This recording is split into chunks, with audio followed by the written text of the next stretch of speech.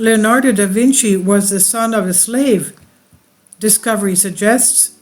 It's now thought that the world-famous Renaissance maestro may have been born of an Italian slave named Caterina.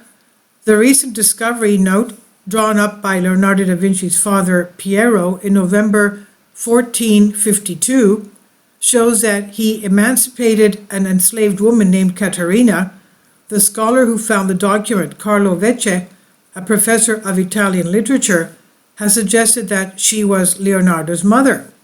The claim was announced to coincide with the publication of Vecchi's novel Il sorriso di Caterina, that's Caterina's Smile in Italian, a fictional account of the life of da Vinci's mother. Vecchi's novel weaves together the few facts scholars agree on, that da Vinci was the illegitimate child of his father and a lower status woman, and that this woman was called Caterina. Scholars agree on these facts because of another archival discovery made by leading Leonardo da Vinci scholar Martin Kemp in 2016. Kemp identified a 1457 tax return filed by Leonardo's grandfather, Antonio da Vinci, who listed his family members, including Piero da Vinci's illegitimate son, born of him, and Caterina. The document led Kemp to identify da Vinci's mother as 15-year-old orphan Caterina di Meolippi. These two archival finds, Piero da Vinci's emancipation of Caterina and Antonio da Vinci's tax return, mean that Vecchi and Kemp agree on da Vinci's mother's social background. This is an important part of his life story.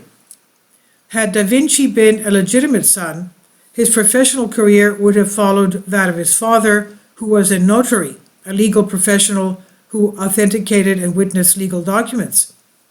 Da Vinci was recognized as his father's son and lived with his grandfather, but as an illegitimate child, his professional career and training led to lie elsewhere.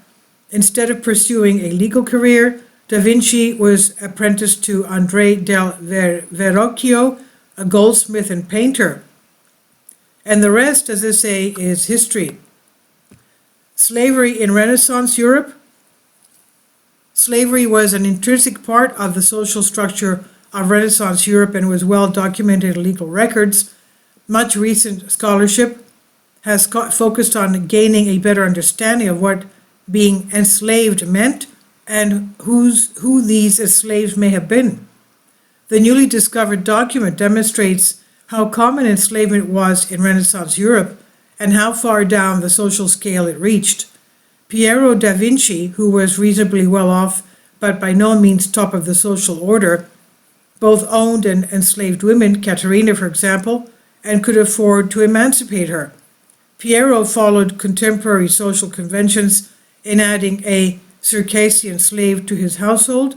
Circassian slaves came from the Northwest Caucasus, and the women were celebrated for their beauty. Many Circassians were Muslim, and the name Caterina was commonly assigned on conversion to Christianity.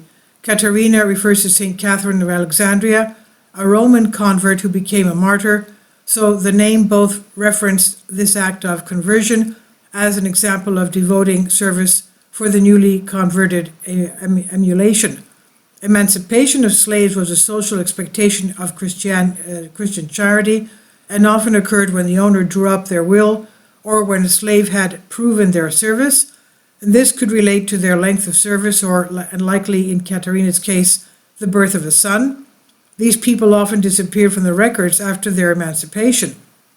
In Caterina's case, Kemp suggests she was provided with a small dowry to enable a modest marriage. It's certainly possible that Caterina's emancipation followed the birth of her son, Leonardo, but the archives give us no more answers. There is likely a way of telling what Caterina's fate was, and Vecchi's fictional account is as good a reconstruction as any. Vecchi's document also raises questions about what is meant by the word slavery, quote-unquote, within the context of Renaissance Europe. Slavery, in the most generic sense of the word, means the ownership of a person by someone else, including ownership over their body and labor. An enslaved person like Caterina was considered very valuable in Renaissance Europe. Adding a slave to his household staff acted as a status marker for Piero da Vinci. His ownership of a Circassian slave showed that he had economically and professionally made it, and furthermore, Piero's subsequent emancipation of his slave allowed him to demonstrate his supposed Christian compassion in freeing her, and again demonstrated his economic affluence in being able to lose her free labor. A Renaissance slave was the most unfree of Renaissance household servants, but ultimately every one of Piero da Vinci's servants was bonded and unfree in one way or another. Enslaved people in Renaissance Europe were considered a distinct group but belonging within the wider social context of serfdom and servitude. And what set them apart was their fixed market value, and that they could by law be sold and resold unless emancipated, which led them to be seen as luxury possessions. So does Vecchi's document change our understanding of Da Vinci's life and work? Not in the slightest. What it does do, however, is shed light on just how far enslavement reached into the households of Renaissance Europe.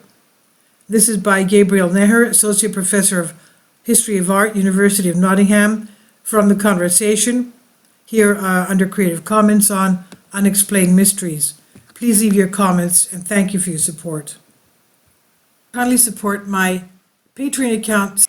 The daily posts are 5 videos daily, and they are totally different from what I have on my YouTube channel. Thank you so much for your support and that you find all my content so interesting. You'll find the Patreon account details in the description box